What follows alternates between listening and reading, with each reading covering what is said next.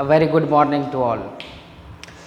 So today we are going to start our lecture number 12, chapter number 1, some basic concept of chemistry. अब तक हम लोगों ने जितना भी किया बहुत ही अच्छी तरह से आप लोग प्रिपेयर कर रहे हो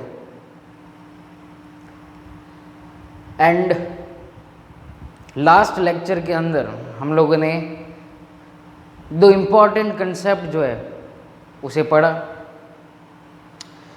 percentage composition and stoichiometry, pronunciation होना चाहिए स्टोइकियोमेट्री।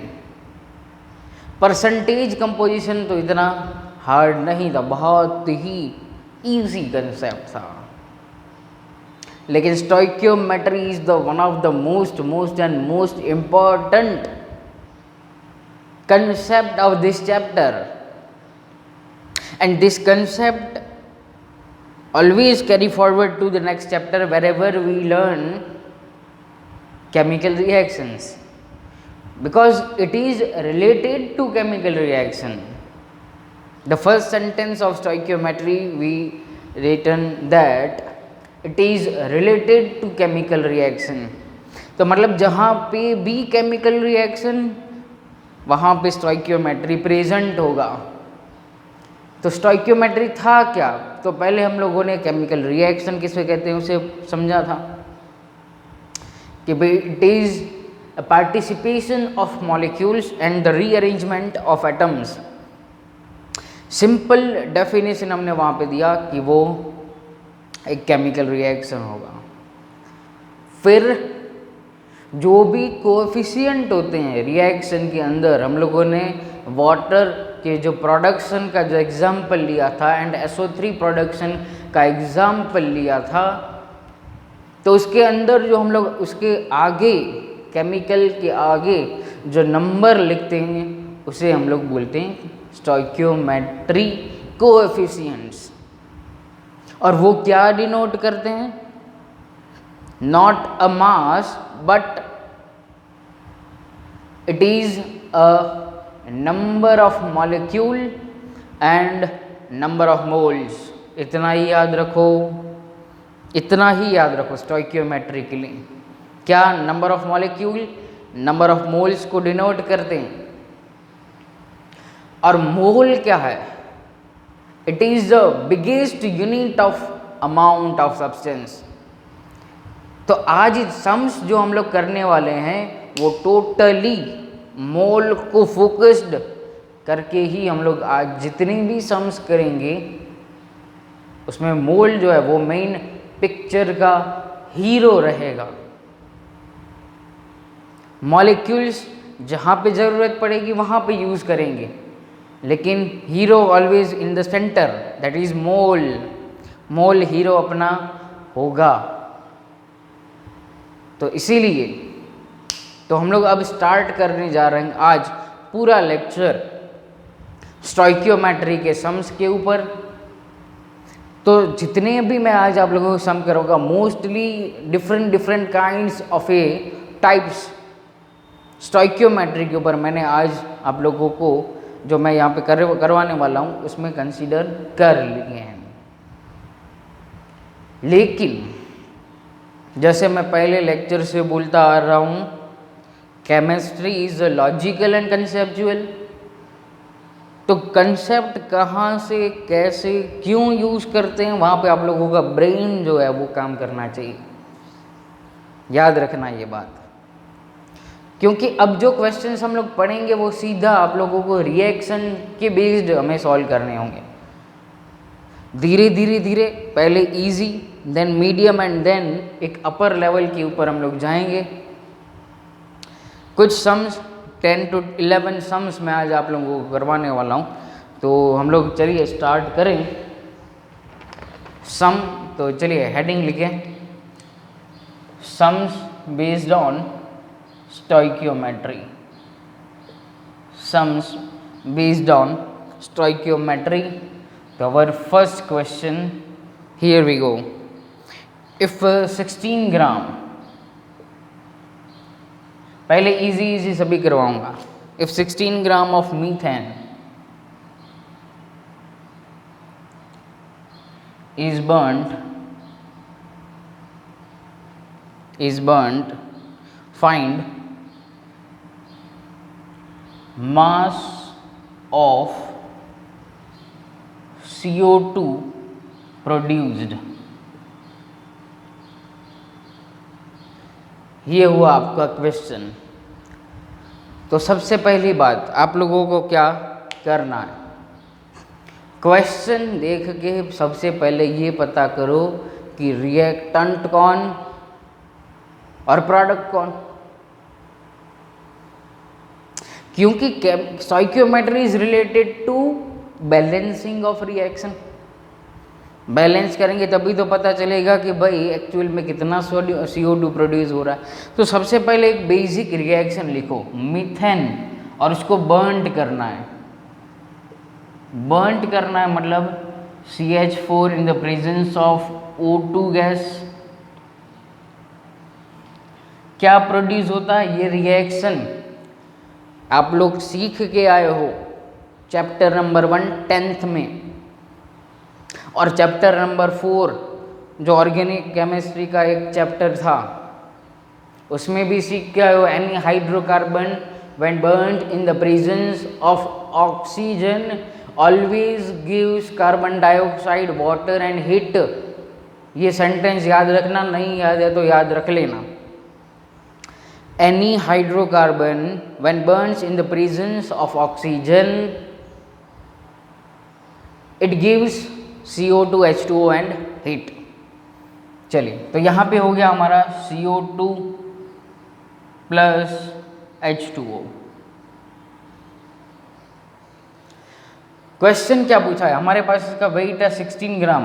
पहला समय बहुत इजी करवाना हूँ, सोच समझ के ये ध्यान दे के करना। 16 ग्राम है। अब सेकेंड स्टेप क्या करना है, देखो यहाँ से एक और बात मैं यहाँ पे बता दूँ। क्वेश्चन में रिएक्शन दिया भी हो सकता है, नहीं भी दिया जाता, दोनों पॉसिबिलिटियाँ हैं। नहीं दिया गया मतलब आप लोगों को लिखना है खुद से ब्रेन लगा के। यहाँ पे हमने अभी लिखा। देन सेकंड स्टेप क्या करना है, बैलेंस करो रिएक्शन को। चलो, कार्बन बैलेंस्ड है, ओनली 1 कार्बन हियर। CH4 यहाँ पे 2, तो यहाँ पे आप लोग कर सकते हो 2H2O। O2 कितने, सामने 4, तो यहाँ पे 2O2। Reaction is balance. अब देखो रिएक्शन क्या कह रहा है, व्हाट इज स्टैंडर्ड रिएक्शन, कि 1 मोल है तो ये 1 मोल मिलेगा। CH4 1 मोल है तो H2O 2 मोल मिलेगा। हमें क्या फाइंड करना है, CO2 प्रोड्यूस्ड, तो ये कितना मिल रहा होगा। हमें मास कितना दिया गया है, 16 ग्राम। चलिए, तो इसका मॉलिक्यूलर मास सबसे पहले CH4 का कितना होगा, 12 + 4 16 ग्राम, मतलब उतना ही वेट दिया गया है। 1 मोल जितना दिया हुआ है, यहाँ पे मैं इज इक्वल टू लिख दे रहा हूँ ये 1 मोल, क्योंकि हर एक बात मैं मोल के ऊपर लेके जाऊंगा, हर एक बात, क्योंकि mole is the biggest unit और इजी कैलकुलेशन हो पाएंगे। तो स्टैंडर्ड रिएक्शन भी वही कहता है कि अगर 1 मोल CH4 हम लोग यूज करते हैं तो ये 1 मोल प्रोड्यूस्ड करता है। 16 ग्राम जो है 1 मोल, मैं लिख रहा हूँ, ये आप लोग सेंटेंस लिखना हो तो लिख सकते हैं, 1 मोल मीथेन इज इक्वल टू 16 ग्राम। यही बात मैंने सिर्फ थोड़ी मॉडिफाई करके लिखी है। 1 मोल methane gives 16 gram, therefore CO2 produced is also CO2 produced is also 1 मोल।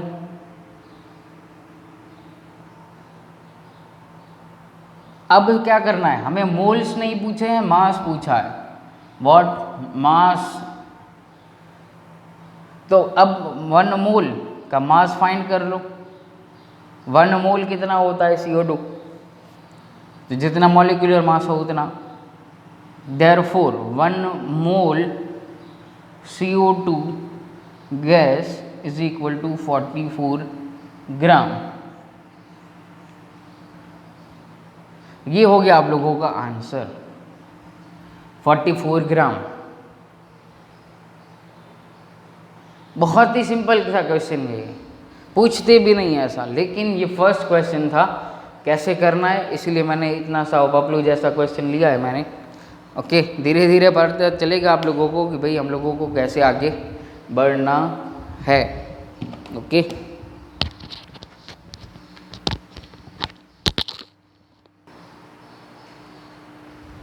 चलिए, तो ये आप लोगों का हो गया सम, इसको मिटा देता हूँ। अब धीरे धीरे हम लोग आगे बढ़ते जाएंगे, मतलब एक आप लोगों को आइडिया आ गया कि हमें किस स्टेप्स को फॉलो करना है। चलिए, तो अब हम लोग जाते हैं धीरे धीरे, अब स्पीड बढ़ती जाएगी। चलिए, तो second some, question number 2, find the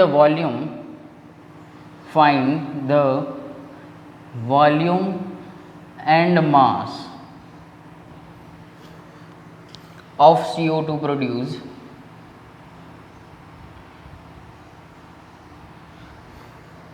when 50 gram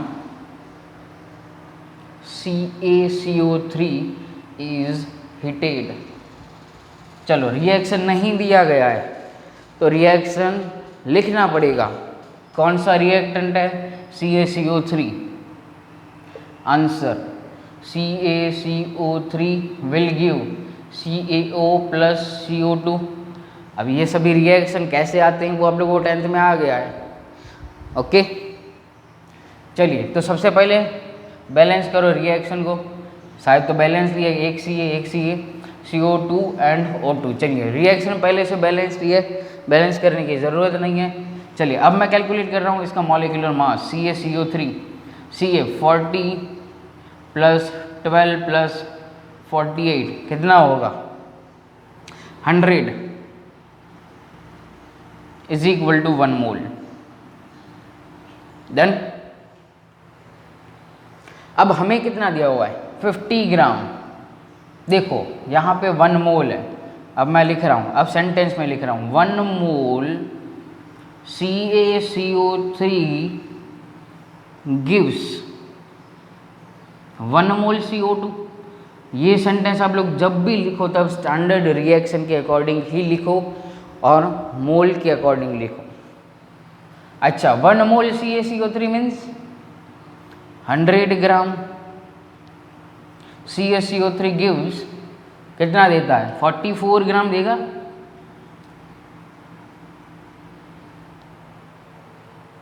तो therefore we have 50 gram CaCO3 gives how many?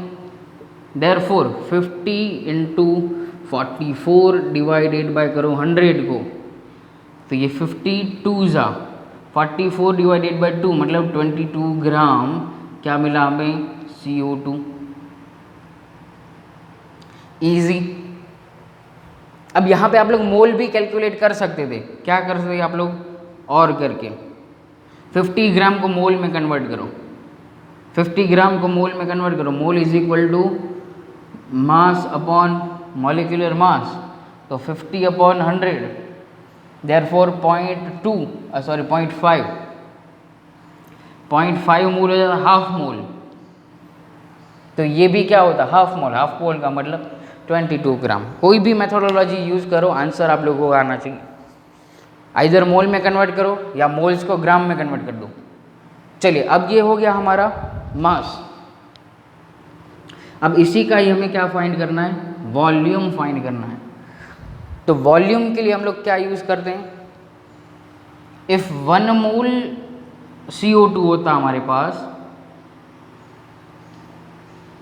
मतलब 44 ग्राम CO2 होता, तो वॉल्यूम कितना होता? 22.4 लीटर। मोल कंसेप्ट पीछा नहीं छोड़ेगा भाई ये। वी हैव 22 ग्राम,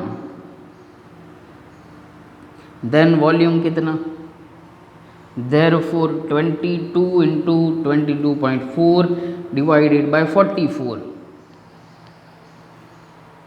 आंसर क्या आएगा? Half, 11.2 litre. करो कैलकुलेशन। 11.2 लीटर, ये हाफ मोल मिला तो वॉल्यूम भी हाफ हो जाएगा। साबु यूज़ करो, साबु। साबु का मीनिंग क्या होगा? आज से नया वर्ड आप लोगों को दे रहा हूँ, साबु, सामान्य बुद्धि। चलिए, साबु यूज़ करना पड़ेगा थोड़ा बहुत, घिसो दिमाग के ऊपर, घिसो थोड़ा। चलिए आगे बढ़ें। साबु नया शब्द आज आ गया है, साबु। चलिए आगे बढ़ते हैं थर्ड क्वेश्चन के ऊपर।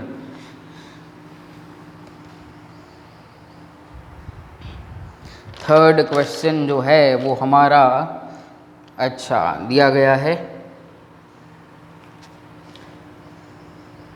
रिएक्शन आप लोगों को अब दिया गया है, रिएक्शन इसमें दिया गया है C4H10।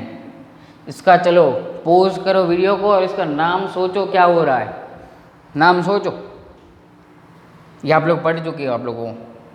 एक हाइड्रोकार्बन है, गिव्स, मैं रिएक्शन तब तक लिख देता हूँ, CO2 plus H2O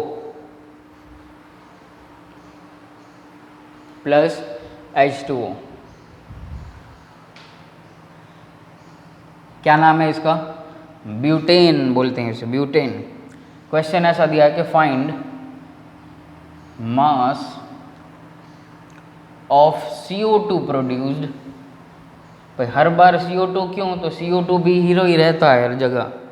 produced when 5.8 ग्राम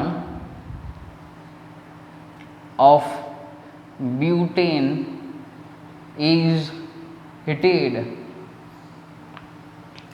तो रिएक्शन देखो अनबैलेंस्ड है। पोज करो और रिएक्शन को सबसे पहले 10th में जो सीख किया है वो बैलेंसिंग रिएक्शन, उसके हिसाब से बैलेंस्ड करो। मेरे पास आंसर लिखा हुआ है, रिएक्शन को बैलेंस करो। अभी करोगे तो आप लोगों को एग्ज़ाम में भी करने का मन होगा, नहीं तो डायरेक्ट आंसर लिख दोगे आप लोग। करो, खुद से ट्राई करो। मैं यहाँ पे अब आंसर लिखने जा रहा हूँ। बैलेंस्ड इक्वेशन में 2 होगा यहाँ पे, 13, फिर 8 एंड यहाँ पे हो जाएगा 10। ये हो गया हमारा बैलेंस्ड इक्वेशन। चलिए, तो क्या दिया गया है? 5.8 ग्राम है और मास प्रोड्यूस करना है CO2 का। तो पहले मॉलिक्यूलर मास फाइंड करो C4H10 का। मॉलिक्यूलर मास ऑफ C4H10, तो 12 इंटू 4 48 प्लस 10 मतलब 58 ग्राम दिया गया है और इसका वेट कितना है? 5.8 ग्राम है। चलिए, तो अब मैं इसको मोल में कन्वर्ट कर रहा हूँ। मोल क्या होंगे 5.8 ग्राम के? Mole is equal to mass upon molecular mass. कोई भी मेथड यूज़ करो आप लोग, चलेगा। 5.8 डिवाइडेड बाय 58, तो आंसर इज 0.1 मोल। अब देखो स्टैंडर्ड रिएक्शन क्या कहता है कि 2 मोल ब्यूटेन अगर ऑक्सीजन के प्रेजेंस में हिट हो रहा है तो वो 8 मोल्स ऑफ CO2 देता है। तो 0.1 मोल हो तो CO2 कितना देगा? तो मैं यहाँ पे लिख रहा हूँ 2 moles of butane gives 8 moles of CO2, then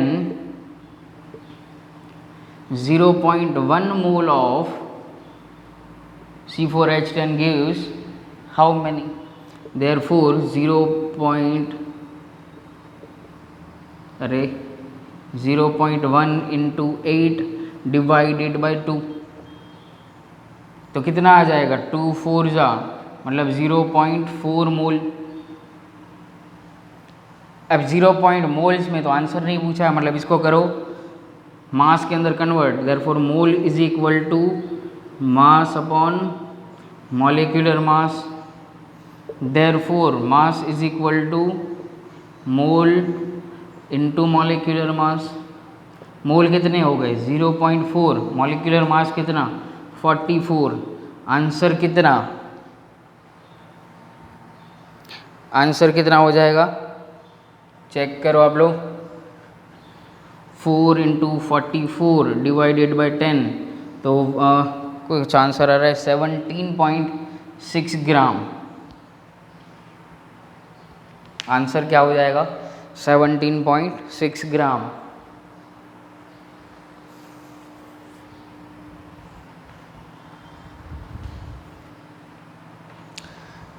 done.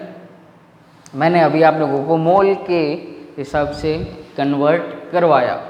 Next move on to question number 4।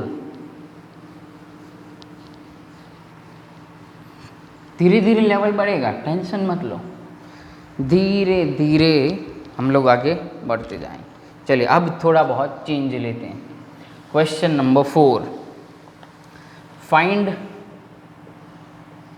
The mass of O2, अब CO2 में से C चला गया, required when 5.8 gram, oh same question, okay 5.8 gram butane is burned. पीछू वाले question में एक ही change, वहाँ पे CO2 पूछा, अब यहाँ पे O2 पूछ रहे हैं, तो फिर से मैं बैलेंस रिएक्शन लिख देता हूँ, C4H10 प्लस 13O2 गिव्स कितना था भाई 8CO2 प्लस 10H2O। अच्छा सिंपल है, देखो खुद से ट्राई करो, पॉज करके खुद से ट्राई करो, आंसर हो जाएगा। अब देखो सिंपल है, 2 मोल्स तो 13 देता है, तो 5.8 में कितना, तो सिंपल वही करो, मोल्स में कन्वर्ट करके करो। चलो उसका मोल कितना आया था 0.1 मोल, 5.8 ग्राम C4H10 मीन्स 0.1 मोल था, डायरेक्ट मैं लिख दे रहा हूँ। चलिए तो यहाँ पे 2 मोल C4H10 requires 13 mole O2, then 0.1 mole C4H10 required how many, therefore 13 into 0.1 whole divided by 2, करो आंसर कितना आ रहा है 0.65 मोल। अब 0.65 को कन्वर्ट करो मास के अंदर, तो mass is equal to mole multiplied by molecular mass, mole कितना 0.65, मॉलिक्यूलर मास O2, एक ऑक्सीजन 16, 2 ऑक्सीजन 32, आंसर कितना, आंसर 20.8 ग्राम। आंसर कैलकुलेटर में चेक करते रहना। चलिए बहुत ही सिंपल था ये भी, CO2 में से O2, ऑटो रिक्शा पकड़ के चलते हैं हम लोग। चलो नेक्स्ट क्वेश्चन के ऊपर, क्वेश्चन नंबर 5 होगा हमारा। क्वेश्चन नंबर 5, रिएक्शन दिया हुआ है बढ़िया, CuCO3 gives CuO plus CO2, reaction दिया हुआ है। Find mass of CuCO3, find mass of CuCO3। देखो अब थोड़ा चेंज आया, पहले हम लोग प्रोडक्ट का कोई एक प्रोडक्ट था उसका मास वॉल्यूम फाइंड करते थे, अब रिएक्टेंट का फाइंड करेंगे। Find mass of CuCO3 required to produce 11.2 litre of CO2। चलिए ये कैसे होगा, देखो एक तो वॉल्यूम दिया गया, दूसरी इंपॉर्टेंट बात रिएक्टेंट का हमें मास फाइंड करना है। बैलेंस करो इस रिएक्शन को, बैलेंस दिए तो अब सोचो आप लोग, पोज करके आप लोग खुद से ट्राई करो कि अगर हमारे पास देखो 1 मोल है CO2, दे ये भी 1 मोल है, मैं यहाँ पे लिख रहा हूँ CO2 is to CuCO3 is equal to 1:1, 1 mole है दोनों। तो ये कितना वॉल्यूम है उसका, अगर इफ इसको अब वॉल्यूम को मैं मोल के अंदर कन्वर्ट कर रहा हूँ, if 1 mole CO2 gas volume कितना होगा 22.4 लीटर। अच्छा, लेकिन वॉल्यूम जो है वो हमारे पास कितना है 11.2 लीटर है, तो मोल्स कितने, तो मोल कितने हो जाएंगे, हाफ मोल हो जाएंगे। Half mole 11.2 divided by 22.4 is equal to half mole. तो ये भी क्या मिल रहा होगा, हाफ मोल। समझ में आई बात, 1:1 का रेशियो है, CO2 हाफ मोल है, तो ये भी कितना मिल रहा होगा, हाफ मोल।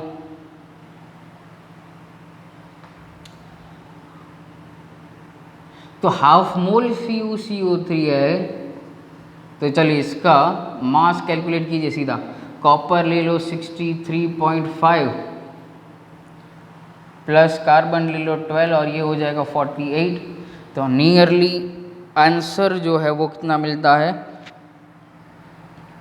नियरली आंसर जो होगा वो 124 ग्राम मिल रहा होगा।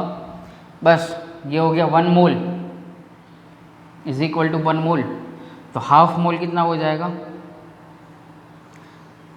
0.5 मोल CO2 gives half mole CuCO3, therefore mole is equal to mass upon molecular mass। लेकिन हमें फाइंड करना है mass is equal to 0.1 into molecular mass कितना हुआ 124, तो 62 ग्राम मिलेगा। डन, कितना इजी था।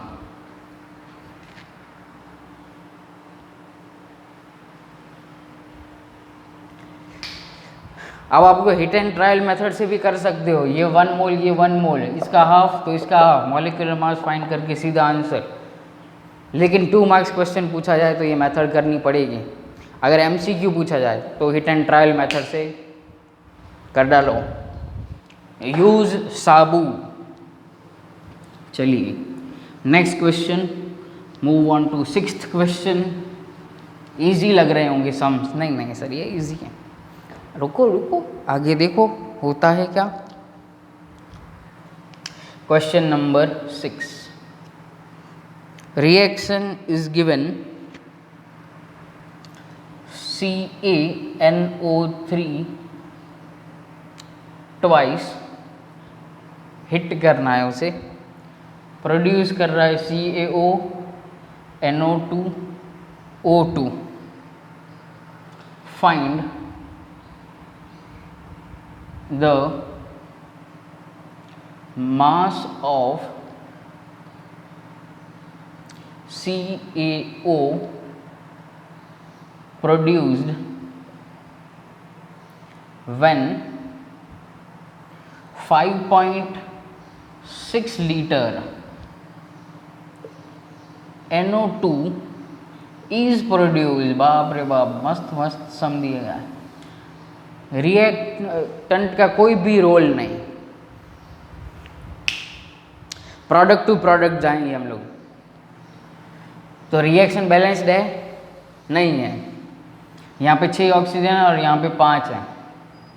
करो balance, pose balance the equation. मेरे पास आंसर लिखा हुआ है, चलिए लिखा देता हूँ आप लोगों को आंसर। यहाँ पे आएगा 2, यहाँ पे भी 2 और यहाँ पे हो जाएगा 4। Reaction is balanced. क्या करना है अब देखो, 5.6 लीटर ये दिया हुआ है हमें, NO2 कितना है 5.6 लीटर, तो ये कितना बनेगा वो हमें करना है। तो 5.6 लीटर को मोल में कन्वर्ट करो क्योंकि वो इजी रहेगा, इजी। अगर 1 मोल NO2 होता तो उसका वॉल्यूम 22.4 लीटर होता। अगर 5.6 लीटर है तो उसके मोल्स कितने? Therefore 5.6 divided by 22.4। क्या आंसर आ रहा है? जरा कैलकुलेट करो। आंसर आएगा 0.25 मोल। अच्छा 25 मोल। अब standard reaction, always priority standard reaction को। अगर हमारे पास 4 मोल NO2 है तो वहां पे 2 मोल्स ऑफ CaO प्रोड्यूस होता है। 4 mole NO2 gives 2 moles CaO। Find हमें मास करना है, okay. Then 0.25 mole NO2 gives question mark, therefore 0.25 into 2 divided by 4। Answer देखो क्या आ रहा है, क्या आ रहा है? Answer will be 0.125 mole. बस इस मोल को करो मास में convert, therefore mass is equal to mole into molecular mass 0.125। CaO का मॉलिक्यूलर मास कितना होगा? Calcium 40 plus 16 is equal to 56। Answer is 7 gram. 7 gram is answer. Check.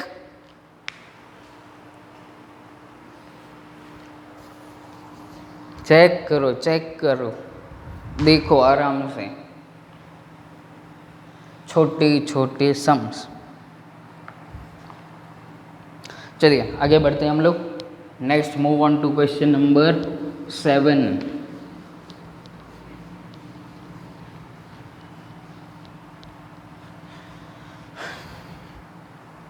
चले, question आप लोगों को ऐसा दिया गया है। अब आप लोगों को रिएक्शन नहीं दी गई है, क्वेश्चन ऐसे दिया गया है कि 367.5 ग्राम KClO3 बहुत ही पॉपुलर रिएक्शन और कंपाउंड, पोटेशियम क्लोरेट बोलते हैं इसे। क्या बोलेंगे? Potassium chlorate. मॉलिक्यूलर मास दिया गया है आप लोगों को 122 is heated to produce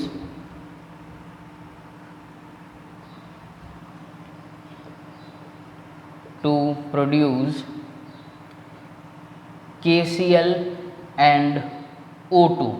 reactant भी दिया गया, प्रोडक्ट भी दिया गया। Find the amount of KCl and O2 produced. चलो पोज, ट्राई योर सेल्फ। बहुत ही ईजी सम, बहुत ही ईजी। अब दोनों प्रोडक्ट जो है उनके बारे में हमें कैलकुलेशन करना है और फाइंड करना है मास। तो रिएक्शन लिखनी पड़ेगी, रिएक्शन नहीं दी गई है। KClO3 प्रोडक्ट भी दिया गया है, हीट करना है मतलब डेल्टा लिखना पड़ेगा। रिएक्शन बैलेंस है पहला क्वेश्चन, रिएक्शन बैलेंस नहीं है। और 2 है यहाँ पे और यहाँ पे 3। Potassium 1, chlorine 1। क्या करो? चलिए बैलेंस्ड करो रिएक्शन को। तो यहाँ पे 2 कर दो, यहाँ पे 2 और यहाँ पे 3। बैलेंस्ड हो गया। If 2 mole KClO3 then it gives 2 mole of KCl and 3 moles of O2। अब मॉलिक्यूलर मास फाइंड करने की ज़रूरत नहीं है, दिया गया है 1 मोल KClO3 इज इक्वल टू 122.5 ग्राम।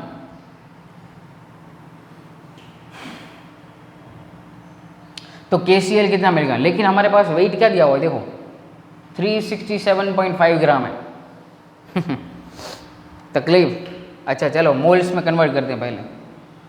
अच्छा रुको, मोल्स के अंदर कन्वर्ट नहीं करते, मास दिया गया है तो मास के अंदर ही रखते हैं।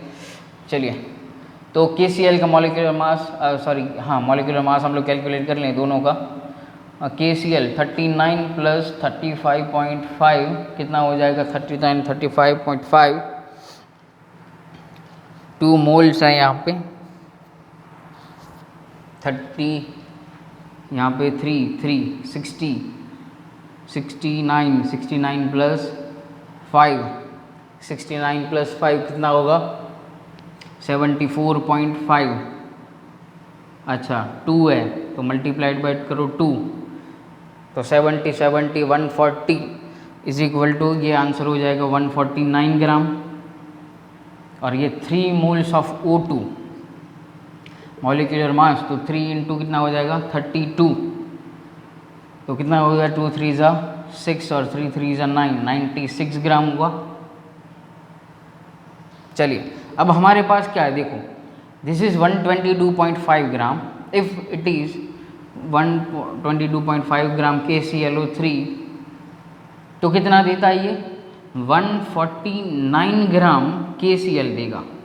पहले KCl की बारी, लेकिन हमारे पास कितना है 367.5 ग्राम KClO3, देन ये कितना, therefore 149 to 367.5 whole divided by 122.5। करो कैलकुलेटर से कैलकुलेशन।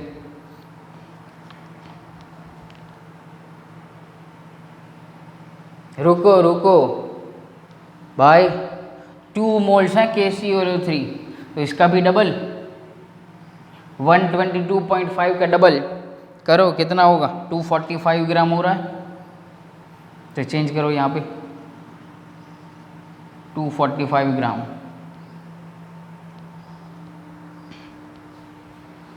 यहाँ पे हम लोगों ने अगर डबल लिया इसका वैल्यू, तो फिर KClO3 भी डबल ले सकते हैं हम लोग, क्योंकि 2 मोल स्टैंडर्ड रिएक्शन। चलिए आंसर इसका क्या मिल रहा है, 223.5 ग्राम, ये मिला हमें KCl। चलिए वैसे ही आप लोग O2 के लिए ट्राई कीजिए, मैं यहाँ पे कैलकुलेट कर रहा हूँ।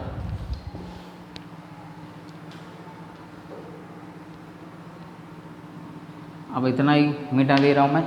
अब कर रहे हैं हम लोग O2 के लिए। चलिए 245 ग्राम KClO3 gives 96 ग्राम O2, then 367.5 ग्राम KClO3 कितना देगा, करो calculate, 367.5 into 96 whole divided by 245, answer will be 144 gram. Easy.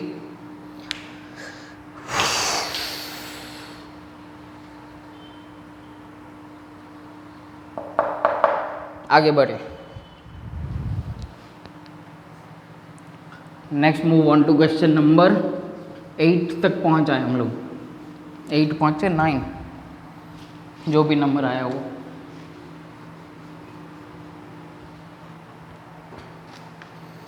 Question number 8 के ऊपर। चलिए ये थोड़ा क्वेश्चन भी बड़ा है। फाइंड पहले क्वेश्चन लिख लीजिए, find the mass of CaCO3 that must be decomposed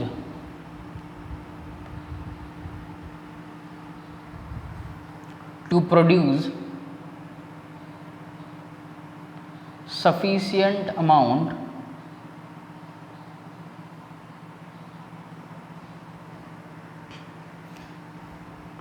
of CO2 to convert 10.6 gram Na2CO3 completely in NaHCO3, question लिख लो बाद में सोचना, assume that H2O is present for the process. Question बड़ा है, सोचो पहले, धैर्य से पढ़ो, क्वेश्चन को पहले समझने की ट्राई करो कि find mass of CaCO3 decompose हो रहा है सफिशिएंट अमाउंट ऑफ CO2 को प्रोड्यूस करने में। क्या करना है अब? CO2 to convert 10.6 gram NO2CO3 completely in the NaHCO3। मतलब रिएक्शन देखो, सबसे पहले रिएक्शन क्या होगा, Na2CO3 को NaHCO3 में कन्वर्ट करना है, सबसे पहली बात ये है। और फिर हम लोग जाएंगे CaCO3 के ऊपर पे, कितना CaCO3 हमें यहाँ पे चाहिए। Find the mass of CaCO3, yes, okay. चलिए Na2CO3, सिंपल एक क्वेश्चन बहुत ही है कि हमें ये जो CO2, फिर से मैं क्वेश्चन यहाँ पे एक्सप्लेन कर रहा हूँ, ये CO2 जो है वो कहाँ से प्रोड्यूस हुआ है? CaCO3 में से। याद रखना, ये दो क्वेश्चन एक साथ पूछे गए हैं, दो क्वेश्चन है एक साथ पूछे गए हैं। पहला क्वेश्चन ये है, एक ये रिएक्शन होगा CaCO3 CaO प्लस CO2। दूसरा रिएक्शन ये होगा कि 10.6 Na2CO3 को NaHCO3 में कन्वर्ट करने के लिए कितना CO2 चाहिए। चलिए तो मैं पहले आप लोगों को दिखा देता हूँ 1 बाय 1 ये आंसर। अब आप लोगों को लगा थोड़ा बहुत अब हार्ड क्वेश्चन आ गया, ये बहुत लेवल ऊपर हो गया सीधा।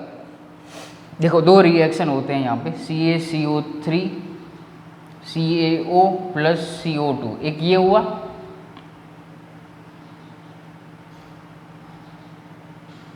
दूसरा ये रिएक्शन होगा। ये हमारा मेन रिएक्शन है Na2CO3 प्लस CO2, और यहाँ पे अज्यूम करना है कि H2O भी प्रेजेंट है और वो कन्वर्ट हो रहा है NaHCO3 में,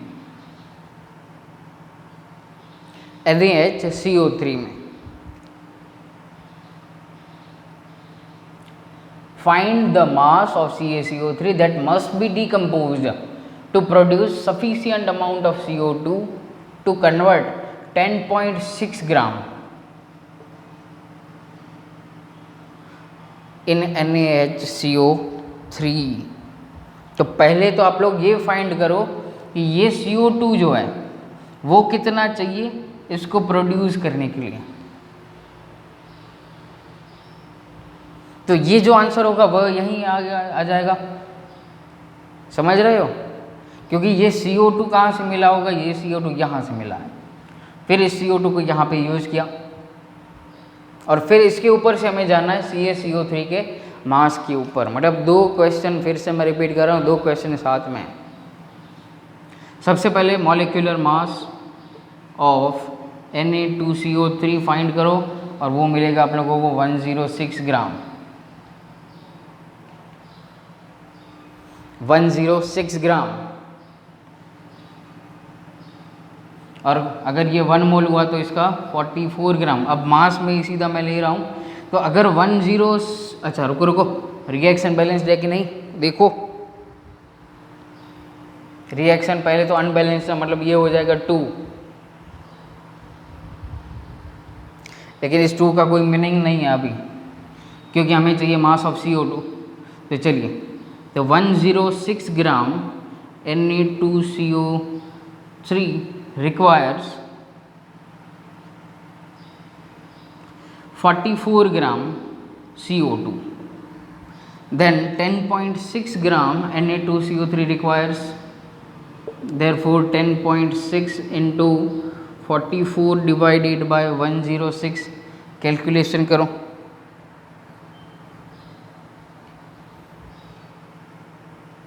तो आंसर आप लोगों को मिल जाएगा 4.4 ग्राम, 4.4 ग्राम।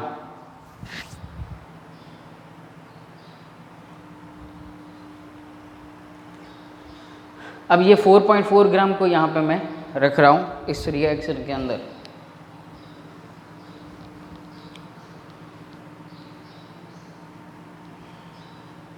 तो सबसे पहले molecular mass of CaCO3, molecular mass of CaCO3 मतलब वो 1 मोल है, इसलिए 1 मोल Ca40 प्लस 12 प्लस 48 कितना हुआ 100। अगर ये 44 ग्राम CO2 है तो वो देता है 100 ग्राम CaCO3, देन 4.4 ग्राम CO2 होता तो ये कितना देता, therefore 4.4 into 100 whole divided by 44।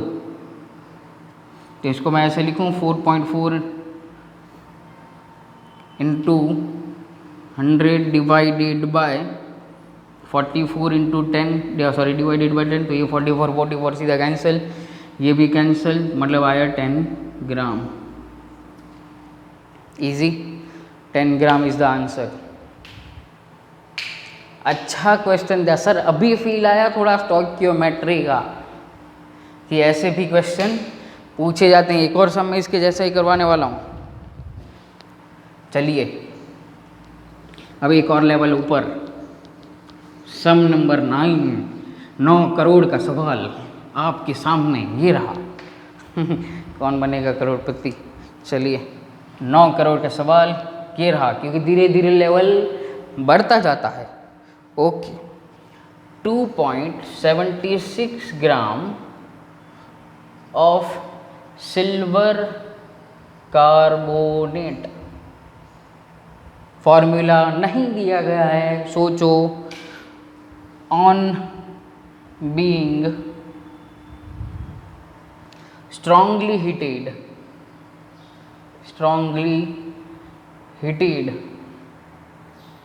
yields a residue, most important word underline करो, residue weighing, भाई कितना रेसिड्यू का वेट मिलेगा वो हमें फाइंड करना है। पहले तो फॉर्मूला लिखो, silver carbonate AgCO3 2 minus Ag2CO3, ये हो जाएगा फॉर्मूला। क्या देगा ये, तो Ag plus CO2 plus O2, reaction को करो बैलेंस, तो यहाँ से मिलेगा 2Ag, ये दोनों गैस हैं, ये मिलेगा 1/2। अब रेसिड्यू का मीनिंग क्या है वो मैं आप लोगों को पहले एक्सप्लेन कर दूँ, फिर आप लोग जाएंगे रिएक्शन के ऊपर। तो रेसिड्यू का मीनिंग मतलब ये होता है कि रिएक्शन कंप्लीट होने के बाद जो बच जाए, that is residue. Remaining part of substance is residue. तो अब मैं आप लोगों को क्वेश्चन पूछ रहा हूँ कि इन तीनों में से कौन रेसिड्यू होगा। सोचो, CO2 यहाँ पे गैस है, उड़ जाता है, रहता नहीं है। O2 गैस है, उड़ जाएगा, मतलब वो दोनों रेसिड्यू के अंदर कंसीडर नहीं होंगे। तो कौन आएगा रेसिड्यू में, 2 मोल्स ऑफ Ag ओनली। चलिए Ag2CO3 मॉलिक्यूलर मास, Ag एक का होता है 108 ग्राम, 2 का होगा 1216 ग्राम, कार्बन होगा 12 और ये होगा 48, तो मॉलिक्यूलर मास इज 276 ग्राम। ये देता है 2 मोल्स, तो 216 ग्राम। चलिए तो मैं सीधा ग्राम में ही लेता हूँ, तो 276 ग्राम Ag2CO3 gives 216 ग्राम Ag, क्योंकि एक Ag 108 ambulance emergency. Therefore 2.76 gram Ag2CO3 gives 2.76 into 216 whole divided by 276 is equal to 2.16 ग्राम। कितना इजी था, लेकिन कंसेप्ट क्या था, रिएक्शन नहीं दिया था और रेसिड्यू पूछा था, इसलिए ये क्वेश्चन एक लेवल ऊपर हो गया। आगे बढ़ते हैं। आज के लेक्चर का लास्ट सम नंबर 10, 10 करोड़ का सवाल आपके लिए ये रहा। बहुत ही सोच समझ के देखना और ट्राई करना है आप लोगों को। चलिए क्वेश्चन लिखता हूँ मैं। व्हाट, मैंने आप लोगों को बोला वो NO2CO3 वाला क्वेश्चन, एक के ऊपर एक फ्री वाला, लेकिन पता नहीं चला कि एक ही है कि दो है। वैसा ही एक sum, find what weight of zinc would be required to produce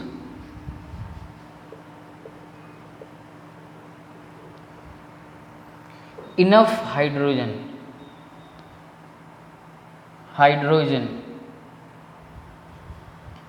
to reduce completely 8.5 gram of copper oxide to copper। Sir कितने क्वेश्चन? एक, नो। जिंक का मास फाइंड करना है और इस रिएक्शन को यूज करना है कॉपर ऑक्साइड टू कॉपर में रिड्यूस करना है, और क्या करना है, इनफ हाइड्रोजन को यूज करना है। हाइड्रोजन जो है वो एक रिड्यूसिंग एजेंट की तरह काम करता है। तो सबसे पहला रिएक्शन हमारा ये होगा, CuO plus H2 gives Cu plus H2O। This is our first reaction. पहले तो आप लोग क्या करो, हाइड्रोजन का मास तो फाइंड करना पड़ेगा, क्योंकि इसका तो कोई मीनिंग ही नहीं है, अभी ये पूछा ही नहीं गया। Cu में से Cu के अंदर उसको रिडक्शन करवाना है। कितना H2 चाहिए? पहले रिएक्शन बैलेंस्ड है। सबसे पहले एक कॉपर, ऑक्सीजन एक, दो हाइड्रोजन। रिएक्शन सबसे पहले बैलेंस्ड है। तो लेकिन वेट आप लोगों को क्या दिया गया है यहाँ पे, 8.5 ग्राम CuO है। चलिए, copper molecular mass of CuO is equal to क्या हो जाएगा, वो 1 मोल इज इक्वल टू कितना, 63.5 प्लस 16 कितना हुआ, 79.5 ग्राम। 1 मोल तो यहाँ पे 1 मोल। चलिए, 79.5 ग्राम CuO रिक्वायर्स 2 ग्राम H2। एक हाइड्रोजन एक, दो hydrogen 2 gram. Then 8.5 gram CuO requires how many? Therefore 8.5 into 2 whole divided by 79.5 is equal to 0.214 gram. Calculator से कैलकुलेटर चलाते रहना। अब ये जो हाइड्रोजन मिला, देखो अब क्वेश्चन फिर से पढ़ो। ये जो हाइड्रोजन का मास मिला हमें, उसको हमें यहाँ पे लगाना है जिंक को प्रोड्यूस करने में। तो भाई जिंक कहाँ पे मिलता है, पहले तो वो ढूंढना पड़ता है। मेटल है मेटल। तो कोई भी मेटल को एसिड के साथ रिएक्शन करवाओ तो वो H2 प्रोड्यूस करता है। याद करो 10th chapter number 3 metal non metal में ये आ गया आप लोगों को कि acid plus metal gives H2 gas, तो वही कंसेप्ट को यूज़ करेंगे। चलिए यहाँ पे इसको मिटा दे रहा हूँ। अब मैं लिख रहा हूँ यहाँ पे सेकेंड रिएक्शन, Zn है, H2SO4 ले रहा हूँ मैं ऐसे एसिड, तो यहाँ पे क्या बन जाएगा ZnSO4 plus H2। Reaction balanced है, पहले चेक करो। एक Zn, एक हाइड्रोजन 2 है, हाइड्रोजन 2, SO4 है। अच्छा, अब 1 Zn तो ये 1 मोल, तो चलो मैं लिख रहा हूँ। अब देखो 1 मोल मतलब 2 ग्राम, 2 ग्राम H2 रिक्वायर्स 1 मोल जिंक, जिंक का मतलब 65 ग्राम, 65 ग्राम Zn। हमें कितना मिला 214 ग्राम H2 रिक्वायर्स कितना, देयरफॉर 0.214 65 डिवाइडेड बाय 2, आंसर देखो, आंसर विल बी 6.95 ग्राम।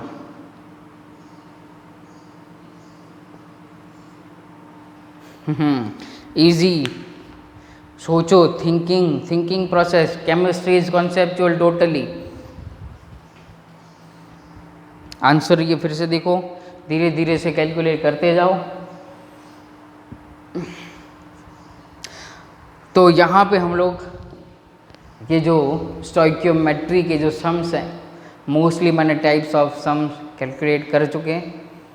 आप लोगों को और प्रैक्टिस के सम्स मैं दूंगा फर्दर, टाइम आएगा तब। ओके, तो चलिए आज का लेक्चर हम लोग यहीं पे ख़त्म करते हैं, लेकिन होमवर्क फ्री। चलिए होमवर्क लिख लेते हैं।